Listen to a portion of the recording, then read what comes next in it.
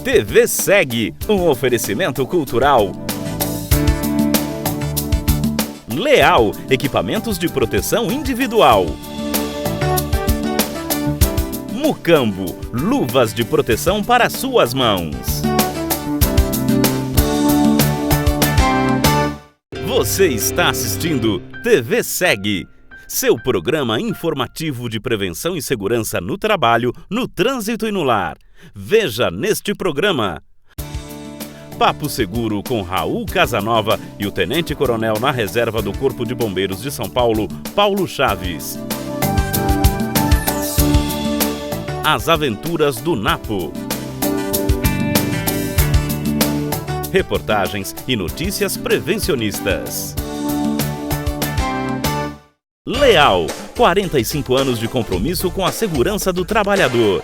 Especializada em equipamentos de proteção para trabalho em altura, espaço confinado, eletricidade e atividades com risco de corte. Leal, sinônimo de confiança.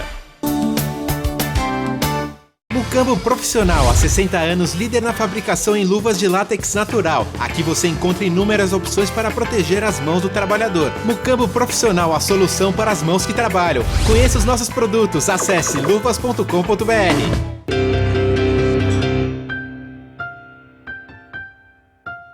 Hoje no Papo Seguro nós temos a presença de Paulo Chaves de Araújo, que é Tenente-Coronel da Reserva do Corpo de Bombeiros de São Paulo, pesquisador da área de incêndios, contra incêndios, né? E diretor voluntário do ABNT-CB 24, que é o comitê da ABNT que cuida da área de incêndios. Como é que vai, Coronel? Tudo bem? Ô Casanova, muito obrigado pelo convite. Estamos aqui para contribuir para melhorar essa proteção contra incêndio no Brasil. Nós que agradecemos sua presença hoje aqui. Bom, começando, o senhor costuma dividir a proteção contra incêndio em proteção interna e proteção externa. Explica um pouco como funciona essa divisão. Ô Raul Casanova, essa é uma forma do setor segurador dividir a proteção contra incêndio que eu acho fantástico. A proteção contra incêndio interna é a proteção das edificações. É constituída principalmente dos extintores de incêndio, das brigadas de incêndio, dos hidrantes, sistema de alarme, saída de emergência, sistema de sprinklers, bombeiros civis e outros. Já a proteção externa é a proteção das cidades. É constituída principalmente do número de bombeiros, a capacitação técnica desses bombeiros, a quantidade de viaturas e equipamentos de plantão em cada posto de bombeiros. Isso que o Brasil precisa voltar, isso era regulamentado no Brasil pelo IRB, Instituto de Resseguros do Brasil, por meio da Circular 052 e, infelizmente, em 2006, a SUSEPS, Superintendência de Seguros Privados, acabou com isso e nós precisamos retomar esse modelo que é muito, muito bom para o Brasil. Ou seja, interno e externo. Proteção interna e proteção externa. Como o senhor vê a proteção interna no Brasil hoje, especificamente nessa tragédia, em tragédias, mas especificamente nessa tragédia de Santa Maria? De maneira geral, a proteção interna no Brasil ela é boa, porque existem as normas da ABNT de proteção contra incêndio e existem os códigos estaduais de proteção contra incêndio de cada corpo de bombeiros, que nós estamos lutando, principalmente agora depois desse incêndio de Santa Maria, para que seja criado um Código Nacional de Proteção contra Incêndio, para que os estados sigam no mínimo isso. É claro que os corpos de bombeiros, por causa do pacto federativo, eles têm autonomia para exigir além daquilo, mas pelo menos isso deveria ser seguido. Então, de maneira geral, a proteção contra incêndio no Brasil está boa. É claro que necessita melhorar um pouco a fiscalização por parte dos municípios para exigir o AVCB das empresas e também precisa melhorar a manutenção dos equipamentos.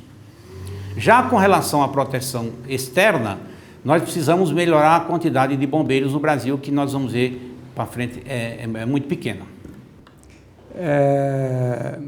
Quer dizer que a proteção externa nós não estamos preparados para atender incêndios de grandes proporções?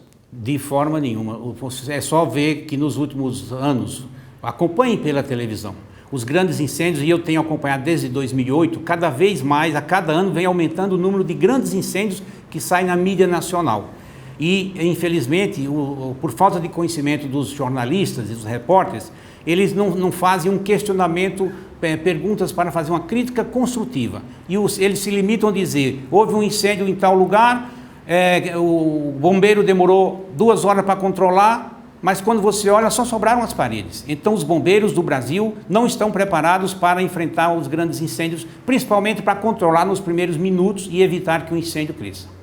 Esta semana aqui teve um acidente, 2 pessoas no Rio de Janeiro saltaram pela janela por causa do incêndio e teve um tempo de resposta, acho de 47 minutos, e o governador do estado, tem pessoa que foi governador do estado, falou que foi um tempo de resposta muito bom.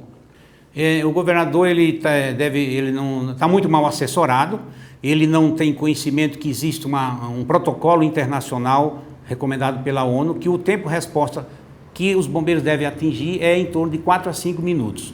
Naquele acidente do Rio de Janeiro, naquele incêndio do Rio de Janeiro, onde morreu aquele desembargador e sua esposa, ali falhou a proteção interna da edificação, que era um edifício que certamente deveria ter hidrante e brigada de incêndio, e falhou também a proteção da cidade, a proteção dos bombeiros, que chegaram atrasados e não conseguiram controlar o incêndio, e a vítima teve que se jogar, e essa tragédia.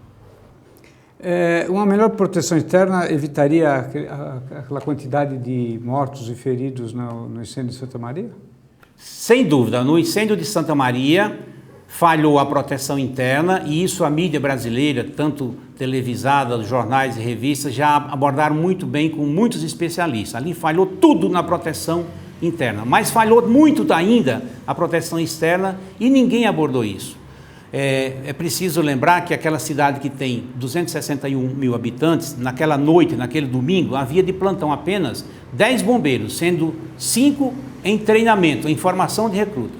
Se tivesse chegado naquele incêndio 2 equipes de bombeiros, sendo uma viatura de combate a incêndio, com no mínimo 5 bombeiros para controlar o incêndio, que não era grande, não tinha muito o que queimar ali, e outra equipe de salvamento, com a viatura de salvamento, com os equipamentos e as tecnologias e os treinamentos que tem hoje, para fazer aquele buraco que as pessoas, os civis fizeram com picareta, e depois usar também um exaustor de fumaça, com certeza o número de vítimas seria muito inferior ao que... Então ali falhou a proteção interna e falhou também a proteção externa da cidade.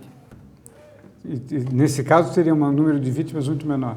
Com certeza teria um número de mortos muito menor, porque os bombeiros teriam conseguido, ao perceber, e pelo treinamento que, pelo menos São Paulo já teve isso, viaturas de salvamento devidamente treinadas, e principalmente o componente da guarnição chamado bombeiro de exploração, iria fazer a exploração do local e perceber que teria que fazer aquele buraco que os civis fizeram com picareta e deveria fazer, se tivesse os equipamentos que estão disponíveis hoje, que infelizmente os bombeiros ainda não estão adotando, e que eu espero que essa reportagem e outras que pretendemos fazer sirva para alertar os bombeiros que eles precisam voltar a ser bombeiros de verdade, como era no passado, onde nós tínhamos um quartel, sempre uma guarnição de no mínimo 5 bombeiros de incêndio, e mais um outro de salvamento, e mais um tanque de transporte de água com no mínimo 2. Então só pode ser considerado no Brasil um posto de bombeiros que tiver isso. Infelizmente muitos comandantes de bombeiros perderam essa tecnologia e não estão seguindo, mas agora essa tragédia eu espero que ajude a voltar essa tendência. Bom, esse assunto é muito interessante, mas nós vamos fazer um pequeno intervalo e daqui a pouco nós voltamos com o Coronel Paulo Chaves de Araújo. Leal, 45 anos de compromisso com a segurança do trabalhador. Especializada em equipamentos de proteção para trabalho em altura, espaço confinado, eletricidade e atividades com risco de corte. Leal, sinônimo de confiança. Mucambo Profissional, há 60 anos, líder na fabricação em luvas de látex natural. Aqui você encontra inúmeras opções para proteger as mãos do trabalhador. Mucambo Profissional, a solução para as mãos que trabalham. Conheça os nossos produtos, acesse luvas.com.br. Estamos voltando com o nosso Papo Seguro, hoje entrevistando o Tenente Coronel da Reserva, Paulo Chaves de Araújo, do Corpo de Bombeiros de São Paulo.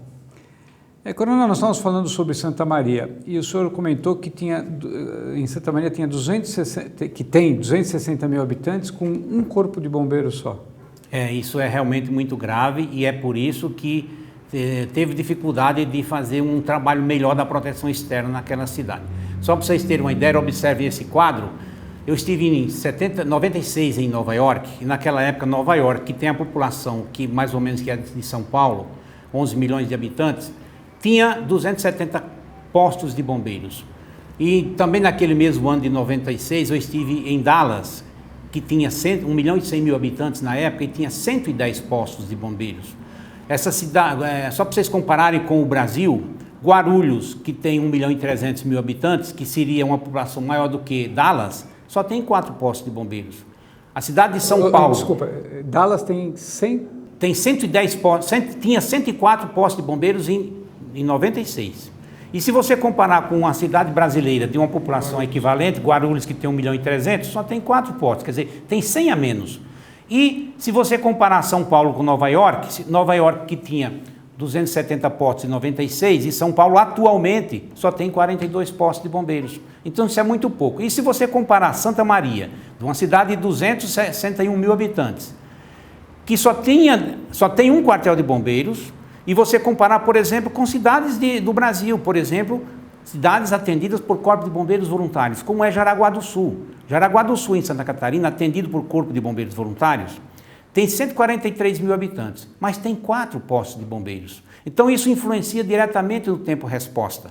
A cidade de Joinville, com 515 mil habitantes, muito inferior à população de Guarulhos, tem em Joinville 10 postos de bombeiros voluntários. O bombeiro voluntário não é conhecido no Brasil, mas ele em Joinville existe desde 1892, tem 120 anos. É uma estrutura muito bem organizada que o Brasil não conhece e precisa conhecer. Isso significa que Jaraguá do Sul tem 10 postos... Não, Jaraguá do Sul é atendido por Corpo de Bombeiros Voluntários e tem uma população de 143 mil habitantes, mas tem 4 postos de bombeiros. E um outro município muito bem atendido, que tem um tempo-resposta excelente, que é Joinville, também em Santa Catarina, atendido por Corpos de Bombeiros Voluntários, tem 515 mil habitantes e tem 10 postos de bombeiros. Então isso é um tempo-resposta extraordinário. Enquanto Guarulhos, com uma população... Guarulhos com 1 milhão e 300 mil habitantes, onde tem o aeroporto internacional maior da América Latina, muitas indústrias, só tem 4 postos de bombeiros militares. Então nós precisamos discutir isso no Brasil.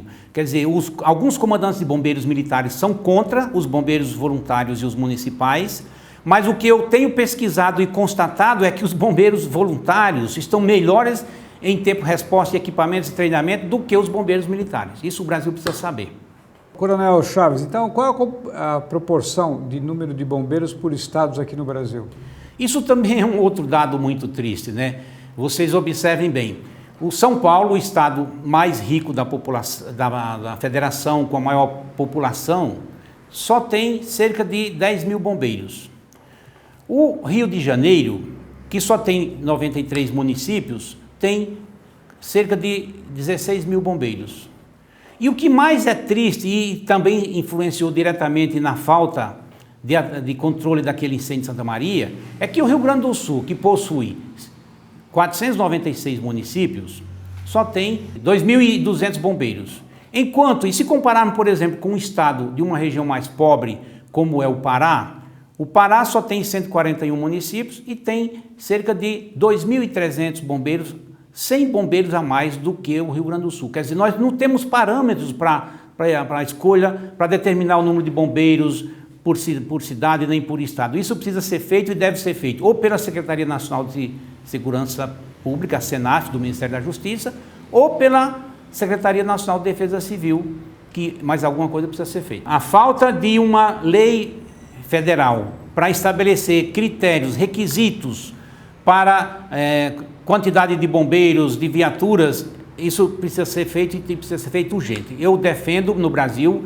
a criação ou de um Conselho Nacional de Bombeiros ou de uma Agência Nacional de Bombeiros, semelhante ao que foi feito com a emenda 45, a PEC 45, que criou o Conselho Nacional de Justiça, que estabelece regras, requisitos para os tribunais de justiça, estaduais e federais, e faz auditoria. Então essa falta de bombeiros no Brasil tem a ver com falta de regras nacionais e de auditoria para poder verificar que muita coisa precisa ser feita. Então, quer dizer, Coronel Chaves, dessa nossa conversa, a gente depreende que nesse acidente de Santa Maria, falhou não só a proteção interna, como a proteção externa. E todo mundo só está falando da proteção interna, enquanto a proteção externa, que envolve toda a política, todos os bombeiros, não foi nem citado. Exatamente. Isso é uma falha do sistema no Brasil, onde principalmente não temos regras e principalmente os repórteres e jornalistas não conhecem para poder explorar que as cidades, a proteção das cidades, proteção contra incêndio também é muito falha e precisa ser melhorada. Então, isso aqui é um alerta para os nossos telespectadores. E, finalizando, eu agradeço a sua presença aqui e os esclarecimentos que o senhor nos deu. Eu que agradeço e muito obrigado. Obrigado.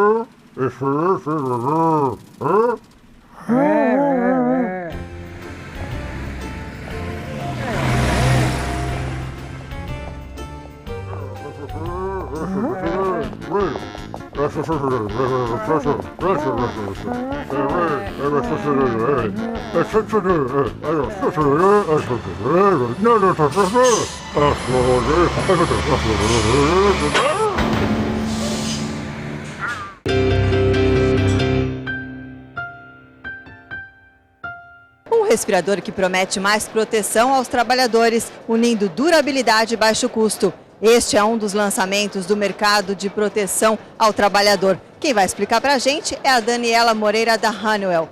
Qual que é a vantagem desse novo respirador, Daniela? Bom, a principal vantagem desse respirador é que ele mescla as vantagens do reutilizável e do descartável. Então ele vai ter a durabilidade do reutilizável e o baixo custo do descartável. Só que esse baixo custo dando uma proteção real. Por quê? Quando o trabalhador está utilizando uma máscara descartável, com o suor do dia a dia, né, a transpiração, ele acaba perdendo a vedação da máscara.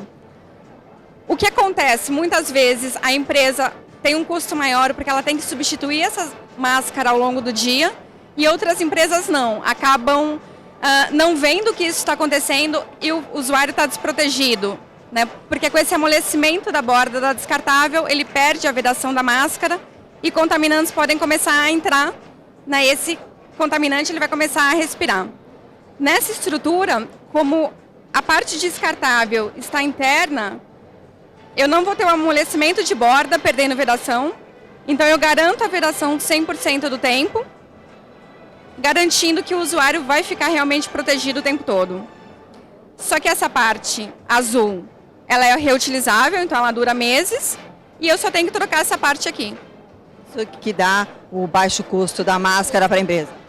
Porque eu troco menos vezes e essa parte tem um custo menor do que uma descartável. Só que protegendo mais. Agora, se o usuário não é um usuário de máscara descartável, é o usuário de reutilizável, qual a vantagem então que ele vai ter? Bom, se a gente comparar com uma reutilizável, a reutilizável ele vai ter 2 cartuchos ao lado da máscara. Então eu estou reduzindo para esse usuário peso, aumentando o campo de visão durante a jornada dele. Então eu também estou dando mais conforto, além de garantir a proteção, né? E essa máscara ela é disponível com filtro para particulado classe 2. Então, para esse grupo, né, de usuários, ela consegue unir esses 2 pontos. Maior durabilidade, redução de custo para a empresa, proteção mais efetiva para o usuário. Os calçados são equipamentos de segurança importantes para várias atividades. A Safety Line tem novidades nesta área. Quem vai mostrar para a gente é o diretor da empresa, Jorge Smilgs. Quais são as novidades nesta área?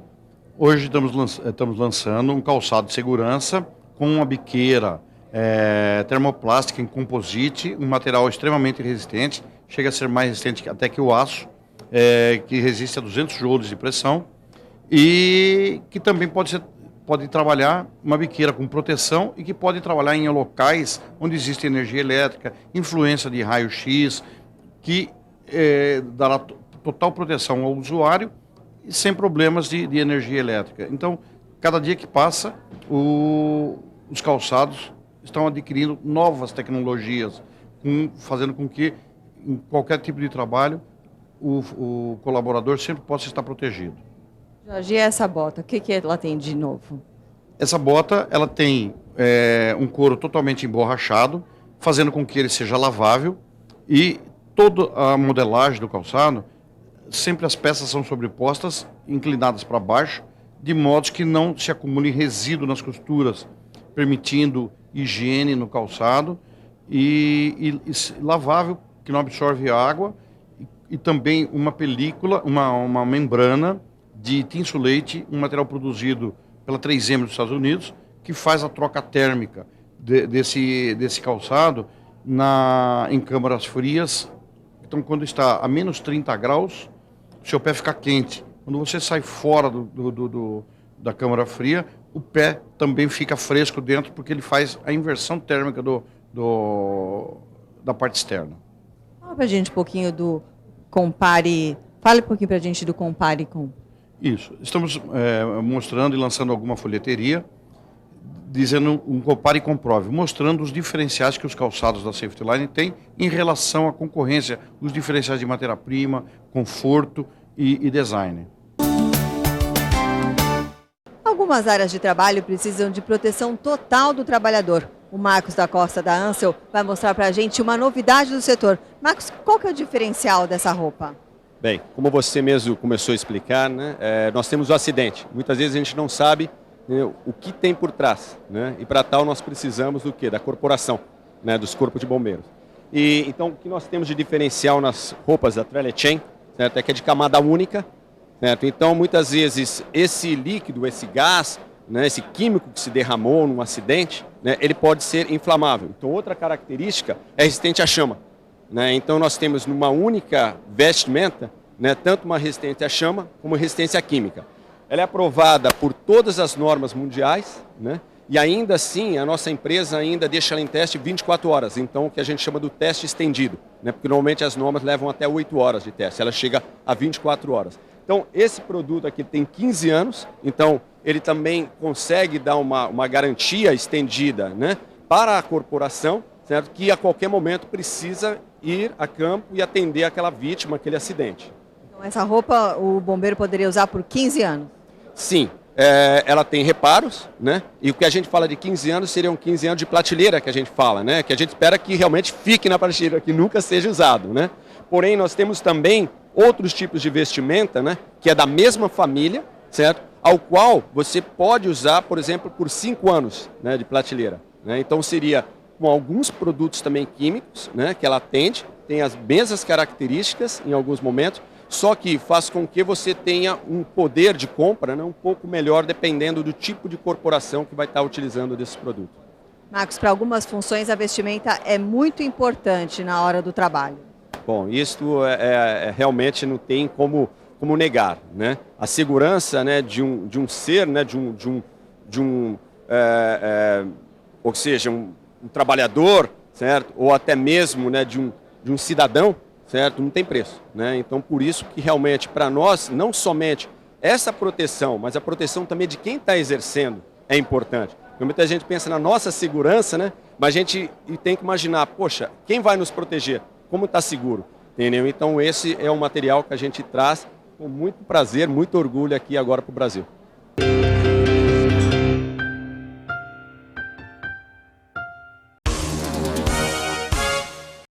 Em fevereiro, o INPE e a Agência Estadual de Metrologia do Mato Grosso do Sul, órgão delegado do Inmetro, dentro da Operação Especial Mãos à Obra, que está acontecendo em todo o país, fiscalizou capacetes de segurança, luvas isolantes e máscara de proteção descartáveis para verificar se apresentavam selo de certificação do Inmetro. O índice de reprovação em Mato Grosso do Sul foi de 51,8%. A Apex Brasil, a agência de promoção de exportação do governo brasileiro, acreditando na competência e potencial da indústria brasileira de equipamentos de segurança, firmou convênio com a Animaseg visando o aumento da exportação desses produtos. 41 empresas brasileiras já estão participando do esforço. Em 2012, 16 empresas participaram no Chile em uma exposição de mineração e trouxeram potenciais compradores da Costa Rica, Colômbia, Argentina e Peru para a última FISP em São Paulo, quando foram realizadas 220 reuniões de negócios. 17 empresas vão participar na Cidade do México, na México Safety Expo, agora em abril. É o Brasil mostrando sua competência. O Comitê de Equipamentos de Proteção Individual da ABNT, CB32, já enviou para publicação a norma técnica brasileira específica de cremes protetores de segurança contra agentes químicos, físicos e biológicos. É a primeira norma de cremes protetores a ser elaborada.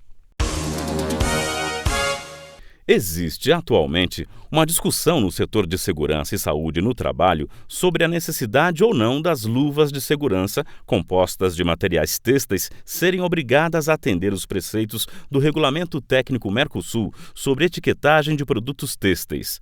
Embora no anexo de exclusões desse regulamento seja mencionado que os artigos têxteis de proteção e segurança, tais como cintos de segurança, coletes salva-vidas e a prova de bala, roupas de proteção contra fogo, não necessitem atender à regra, o Inmetro vem autuando empresas que não atendem esse item. Os responsáveis ainda terão de discutir muito sobre o tema. TV Segue, um oferecimento cultural. Leal, equipamentos de proteção individual. Mucambo, luvas de proteção para suas mãos.